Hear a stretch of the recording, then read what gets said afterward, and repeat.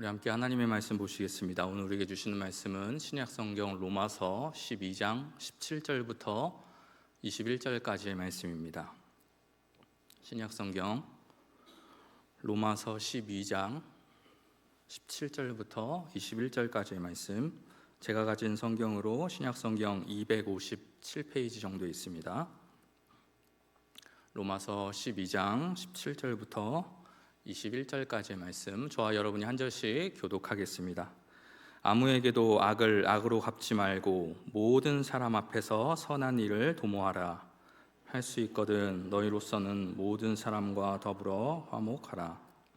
내 사랑하는 자들아, 너희가 친히 원수를 갚지 말고 하나님의 진노하심에 맡기라. 기록되었을 때 원수 갚는 것이 내게 있으니 내가 갚으리라고 주께서 말씀하시니라. 목마르거든 마시게 하라. 그리함으로 내가 숯불을 그 머리에 쌓아 함께 읽겠습니다. 악에게 지지 말고 선으로 악을 이기라. 아멘. 할렐루야. 오늘도 이렇게 예배를 사모하여 또 수요 예배 자리에 나오시는 우리 모든 성도님들을 주님의 이름으로 환영하고 축복합니다. 오늘 예배 드리시는 모든 분들마다 하나님의 은혜가 충만하시기를 축복합니다. 여러분은 눈에는 눈, 이에는 이라는 말 다들 한 번쯤 들어보셨죠?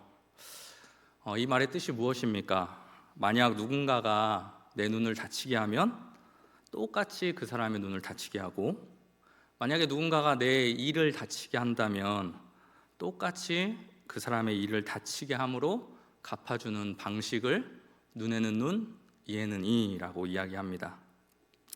가해자에게 피해자에게 입힌 것과 같은 종류, 같은 정도의 형벌을 받게 하는 법이라고 해서 일명 복수법이라고도 하고요, 또 동영동의 보복법이라고도 이야기를 합니다. 쉽게 말하면 무엇이냐? 받은 만큼 돌려준다라는 것이죠. 실제로 우리 사회에서 이 눈에는 눈, 이에는 이라는 법칙을 삶의 신조로 여기고 살아가는 사람들이 많이 있습니다. 우리 뉴스에서 많이 보죠. 층간소음 때문에 하도 그 층간소음으로 시달리다 보니까 이 아랫집에 사는 사람이 복수하기 위해서 어떤 방법을 쓸까요? 골전도 스피커를 사서 그거를 천장에다 매달아 놓는 겁니다. 그 다음에 하루 종일 그 스피커를 틀어놓으면 그 위에 사람이 엄청 시끄러워서 살 수가 없을 정도로 그렇게 어려움을 겪게 된다고 합니다. 또 여러분, 우리가 눈에는 눈, 이에는 이로 보복하는 그러한 일들을 어디에서 경험합니까? 운전하다 보면 그런 일들을 겪기도 하죠. 운전을 하는데 누가 끼어들면 기어코 그 차 앞을 앞질러 가서 그 차 앞에서 그 브레이크를 밟는, 일명 뭐라고 하죠? 보복운전이라고 하죠. 보복운전도 사실 이 눈에는 눈, 이에는 이, 너가 이렇게 끼어들었으니 나도 끼어들어 주마 라고 하는 그러한 방식인 것입니다. 여러분은 이것에 대해서 어떻게 생각하시나요? 이 방식, 받은 만큼 그대로 돌려주는 것만큼 공정한 게 어디 있습니까? 라고 이야기할 수도 있을 것 같습니다. 여러분, 그러면 이에는 이, 눈에는 눈, 이 방식으로 살아가는 삶에 대해서 성경은 뭐라고 이야기할까요?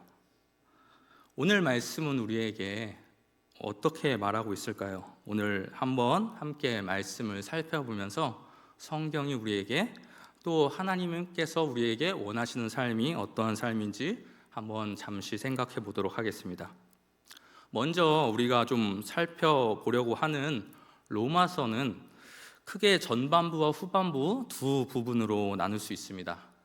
전반부인 1장부터 11장까지는 교리에 대한 말씀으로 하나님께서 우리를 구원하시기 위해서 행하신 일들에 대해서 교리적으로 설명하고 있는 내용입니다. 그러면 그 뒤인 후반부는 어떤 내용이냐? 이 12장부터 16장까지는 앞에서 1장부터 11장에서 설명한 교리의 내용들을 우리의 삶에 적용시키는 부분입니다. 그러니까 이제 하나님의 구원을 받은 자들이 어떠한 삶을 살아야 하는지에 대해서 설명해 주고 있는 말씀이 로마서 후반부의 내용이라는 것이죠. 그런데 그 중에서도 이 후반부가 시작하는 12장 1절과 2절 말씀은 굉장히 중요합니다. 여러분도 아마 많이 들어보셨을 텐데요. 이 말씀이 왜 중요하냐면요, 이 12장부터 16장까지 설명하고 있는 내용, 구원받은 자가 어떠한 삶을 살아가야 하는지에 대한 내용을 압축하고 있는 내용이 바로 이 12장 1절과 2절 말씀이기 때문입니다. 우리 12장 1절과 2절 말씀을 이러한 내용이다라는 걸 생각하면서 같이 한번 읽어보도록 하겠습니다. 시작. 그러므로 형제들아, 내가 하나님의 모든 자비하심으로 너희를 권하노니 너희 몸을 하나님이 기뻐하시는 거룩한 산 제물로 드리라. 이는 너희가 드릴 영적 예배니라. 너희는 이 세대를 본받지 말고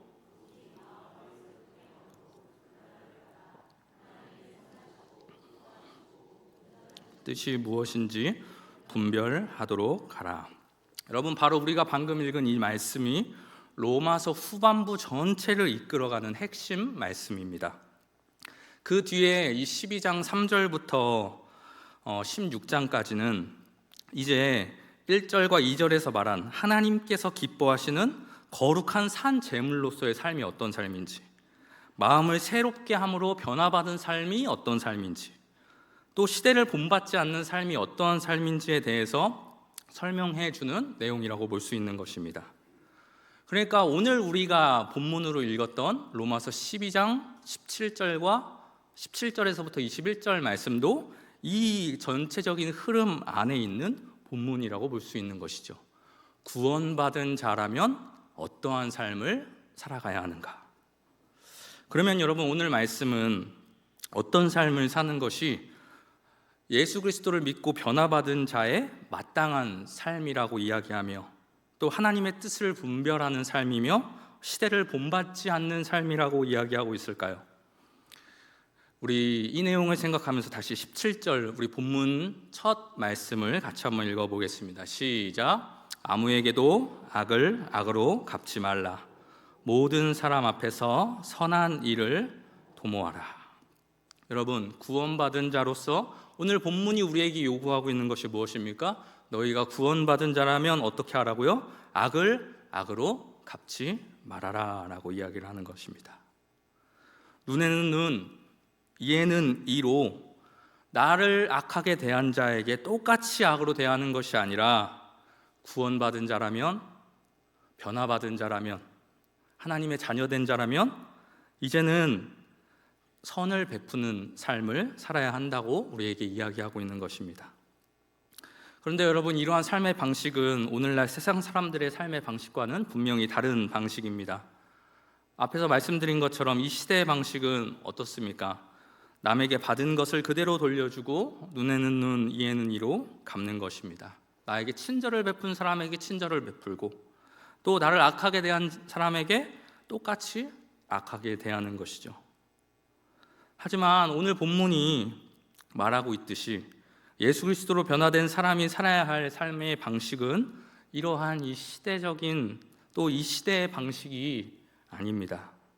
우리는 아까 12장 1절에서 말한 것처럼 이 시대를 본받는 것이 아니라, 이 시대의 방식대로 살아가는 것이 아니라 하나님께서 말씀하신 방법대로 살아야 한다는 것입니다. 성경이 우리에게 가르쳐주는 방법대로 살아야 한다는 것입니다. 그 삶의 방식이 뭐라고요?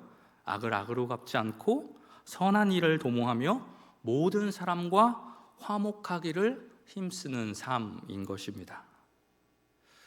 하지만 여러분, 이러한 삶은 말처럼 쉽지만은 않습니다.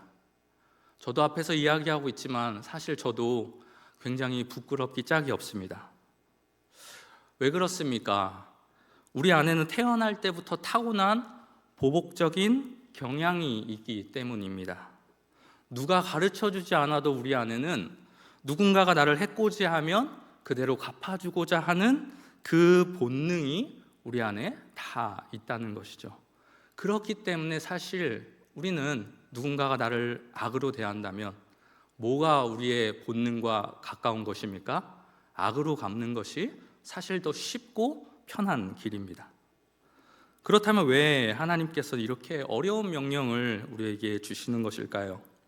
왜 하나님께서는 우리에게 악을 악으로 갚지 말라고 하시는 것일까요? 먼저는 우리에게 다른 사람의 악을 처벌하고 정죄할 수 있는 어떠한 자격과 권한도 없기 때문입니다. 여러분, 오늘 본문 말씀 19절 말씀을 보면 뭐라고 말씀하십니까? 내 사랑하는 자들아, 너희가 친히 원수를 갚지 말고 하나님의 진노하심에 맡기라. 기록되었을 때 원수 갚는 것이 내게 있으니 내가 갚으리라고 주께서 말씀하시니라. 여러분, 원수를 갚지 말고 어떻게 하라고 말하고 있습니까? 누구에게 맡기라고요? 하나님께 맡기라고 이야기하고 있습니다. 원수 갚는 것이 우리에게 있지 않고 누구에게 있다고 말합니까? 하나님께 있다고 말하고 있습니다. 여러분, 우리 모두는 어떠한 자들입니까? 사실 남을 그렇게 손가락질하고 지적하고 정죄할 만큼 그렇게 거룩하고 깨끗한 사람 여러분 어디 있습니까? 우리 모두는 정도의 차이만 조금 있을 뿐입니다. 우리 모두는 다 악함을 가진 죄인이라는 것이죠. 감히 우리 중에 누가 나는 모든 죄로부터 자유하기 때문에 저 사람을 손가락질할 자격이 있다고 이야기할 수 있습니까? 우리 모두는 누구에게 벌을 내리고 누군가를 정죄할 만큼 그러한 자격을 가진 사람은 아무도 없습니다. 그렇기에 지금 하나님께서 또 오늘 말씀에서 뭐라고 이야기하고 있는 것입니까? 원수를 우리의 손으로 갚지 말고 그 모든 권한과 그 모든 자격을 가지신 유일하신 하나님께 그 원수 갚는 것을 맡기라라고 이야기하고 있는 것입니다. 여러분, 잠언 20장 22절에서도 똑같은 말을 하고 있습니다. 신약뿐만이 아니라 구약에서도 뭐라고 말합니까? 너는 악을 갚겠다 하지 말고 여호와를 기다리라. 그가 너를 구원하시리라. 여러분, 이 말씀과 같이 우리는 우리에게 어떠한 자격도 없음을 기억하며 우리가 스스로 악을 갚으려고 해서는 안 되는 것입니다. 우리는 무엇을 해야 됩니까? 먼저 소극적으로는 하나님의 일하심을 기다리는 자들이 되어야 하는 것입니다. 왜 그렇습니까? 때가 참에 공의의 하나님께서 악인들의 죄를 심판하실 것이고 의인들의 억울함을 대신 갚아주실 것이며 구원의 하나님께서 악인들의 소나기에서 의인을 건져주시고 구원해 주실 것이 분명하기 때문입니다. 여러분, 공의의 하나님은 이 세상의 어떠한 재판관보다도 공정하신 분이십니다. 우리가 이것을 아는데도 불구하고 내가 스스로 원수를 갚는 것은 어떠한 것일까요? 내가 하나님을 온전히 신뢰하지 못한다는 것을 고백하는 것일 뿐인 것입니다. 그렇게 사랑하는 우리 주간교회 성도 여러분, 지금 내가 사람과의 관계에서 남편이 직장 동료로 하여금 내가 지금 상처받고 억울한 일을 경험하고 있다 한다 할지라도 여러분, 우리는 악을 악으로 갚는 자들이 되어서는 안 됩니다. 공의의 하나님께 모든 것을 내어 맡길 수 있는 그러한 자들이 되어야 하는 것입니다.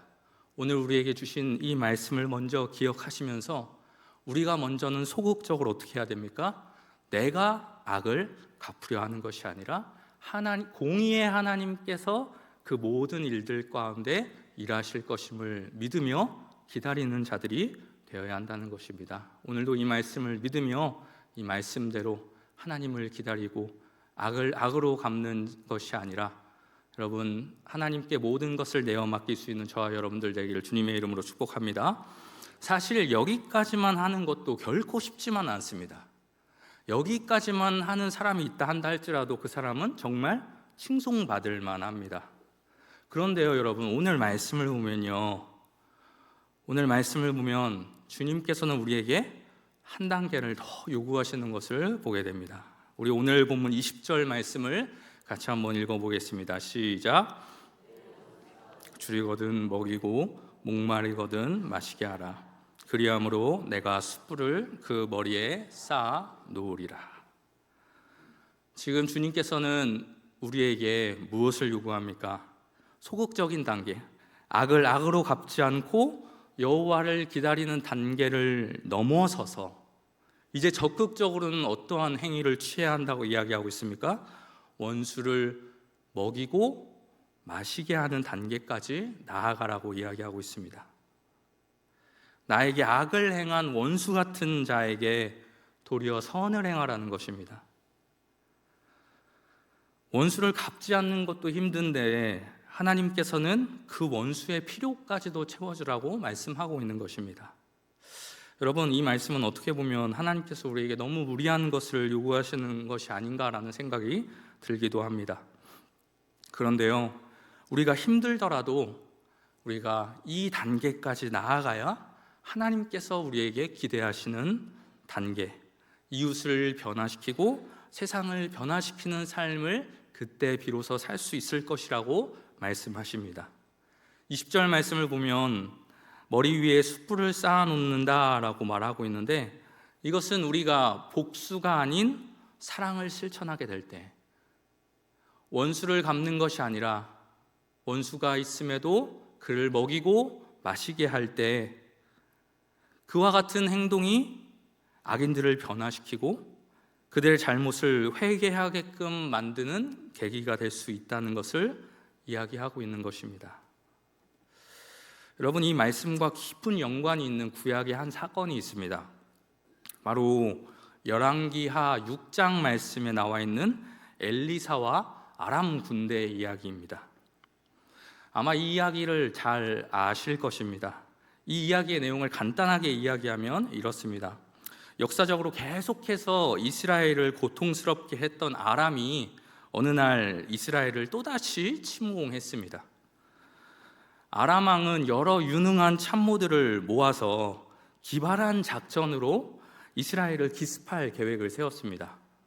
그런데 이상하게도 그들이 작전을 세울 때마다 그 작전이 이스라엘에게 들통나고 마는 것입니다. 그래서 이게 어떻게 된 일인가 아람 왕이 조사를 해보고 알아봤더니 누구 때문에 그러한 일이 일어났던 것입니까? 바로 하나님께서 이스라엘의 선지자였던 엘리사에게 그들의 모든 작전을 미리 다 알려주셨던 것입니다. 그래서 이 아람 왕은 이 엘리사를 잡기 위해서 모든 군대를 동원해서 엘리사가 살고 있는 성읍을 포위합니다. 그런데 그때 엘리사가 하나님께 기도함으로 엘리사를 포위했던 모든 아람의 군대의 눈이 어두워지게 됩니다. 그리고는 오히려 그들이 이스라엘 군대에 포위를 당하게 되고 맙니다. 이런 상황에서 이제 이스라엘의 왕이 엘리사에게 묻습니다. 뭐라고 묻냐? 우리 열왕기하 6장 21절 말씀 한번 읽어보겠습니다. 시작. 이스라엘 왕이 그들을 보고 엘리사에게 이르되 내 아버지여 내가 치리이까 내가 치리이까 하니, 이스라엘 왕이 엘리사 선지자에게 도간에 든 쥐와 같은 저 아람 군대를 우리가 이제 다 죽일까요? 라고 묻는 것입니다. 그런데 그때 엘리사 선지자가 뭐라고 말합니까? 이 말씀이 중요한데요, 우리 22절 말씀 같이 한번 읽어보겠습니다. 시작. 대답하되 치지 마소서. 칼과 활로 사로잡은 자인들 어찌 치리이까? 떡과 물을 그들 앞에 두어 먹고 마시게 하고 그들의 주인에게로 돌려 보내소서 하는지라. 여러분, 지금 아람 사람들이 뭐하러 온 사람들입니까? 뭐하러 그곳까지 온 사람들이었습니까? 이스라엘을 치러 온 사람들이었습니다. 자신들의 목숨을 빼앗고 땅을 빼앗고 성을 불태우고 가족들을 노예로 끌고 가기 위해서 침략해온 자들이 바로 아람 군대였습니다. 그런데 지금 엘리사는 그러한 자들을 어떻게 하자고 말하고 있습니까? 살려주라고 이야기하고 있습니다. 아니, 살려주는 것만 해도 사실 과분한 친절을 베푸는 것인데 그것에 그치는 것이 아니라 어떻게 하라고 지금 말하고 있죠? 떡과 물을 주어 먹게 마시게 하라라고, 그리고 그들을 안전하게 돌려보내라고 이야기하고 있습니다.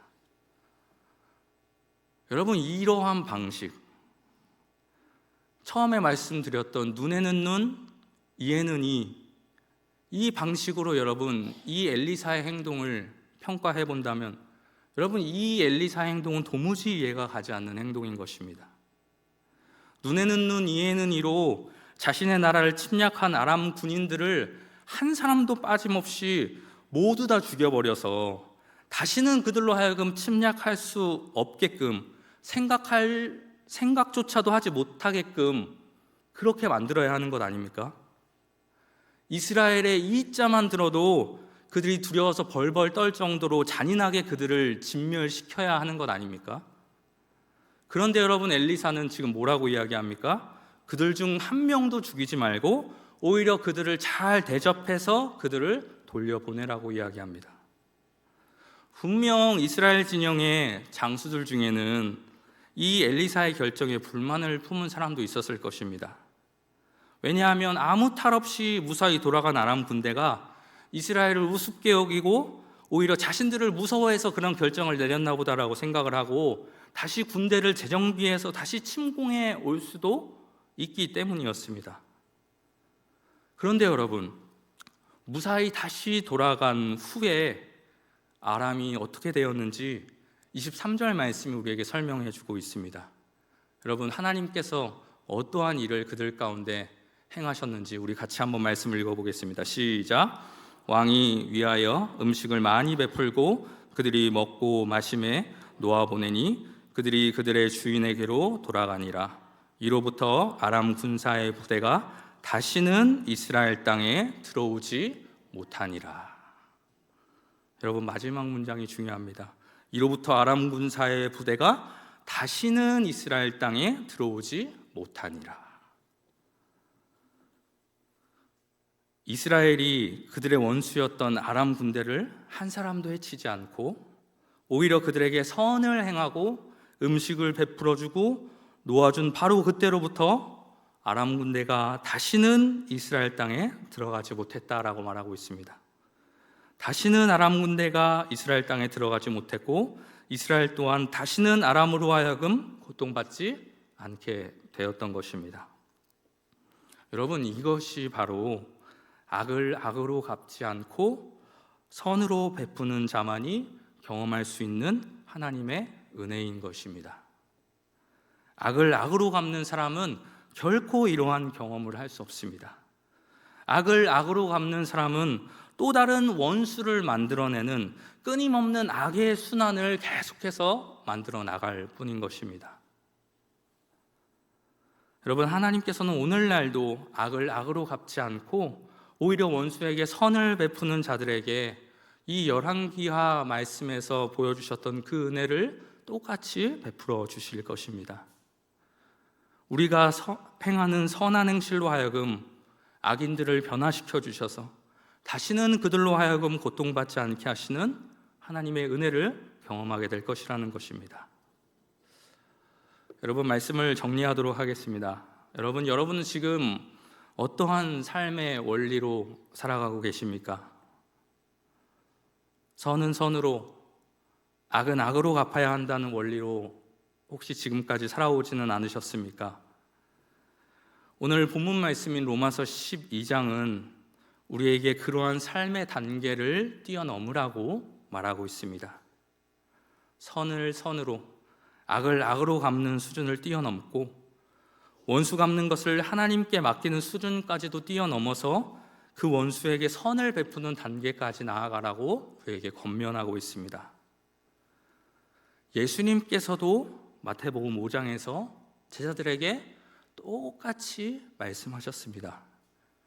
우리 마태복음 5장 38절부터 48절까지의 말씀, 우리 10절이나 되는 긴 말씀인데요. 우리 오늘 본문 말씀을 생각하시면서 예수님께서 또한 이에 대해서 뭐라고 말씀하셨는지 잘 생각하면서 우리 천천히 한번 읽어보도록 하겠습니다. 38절부터 48절까지의 말씀 읽어보겠습니다. 시작. 또 눈은 눈으로, 이는 이로 갚으라 하였다는 것을 너희가 들었으나 나는 너희에게 이르노니 악한 자를 대적하지 말라. 누구든지 내 오른편 뺨을 치거든 왼편도 돌려대며 또 너를 고발하여 속옷을 가지고자 하는 자에게 겉옷까지도 가지게 하며 또 누구든지 너로 억지로 오리를 가게 하거든 그 사람과 심리를 동행하고 내게 구하는 자에게 주며 내게 꾸고자 하는 자에게 거절하지 말라.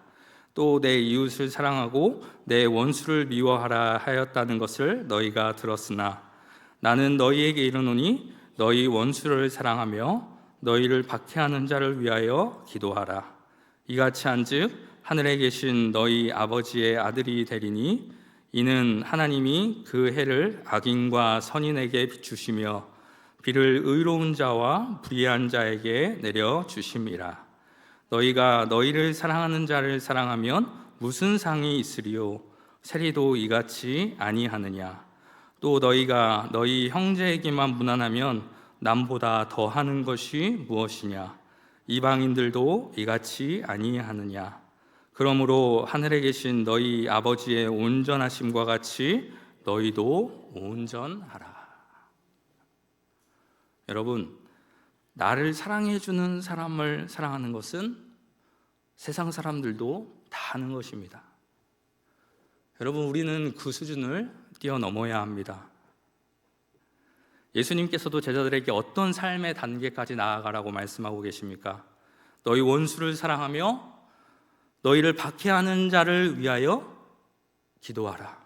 여러분, 이러한 단계까지 나아가라고 지금 우리에게 말씀하고 있는 것입니다. 예수님께서는 말만 하시고 삶은 그렇지 않은 그러한 분리된 삶을 살지 않으셨습니다. 예수님께서는 이 말씀을 하시고 실제로 그러한 삶을 살아가셨습니다. 베드로전서 2장 23절 말씀과 같이 욕을 받으시되 욕을 하지 않으셨습니다. 고난을 당하시되 위협하지 않으셨습니다. 예수님께서는 말로나 행동으로나 악으로 갚지 않으셨습니다. 오히려 자신을 배신하는 제자들을 용서하시고 자신을 십자가에 매단 사람을 위해서까지도 기도하신 분이 바로 예수님이십니다. 우리는 이처럼 우리에게 본을 보이신 예수님의 모습을 닮아가야 합니다.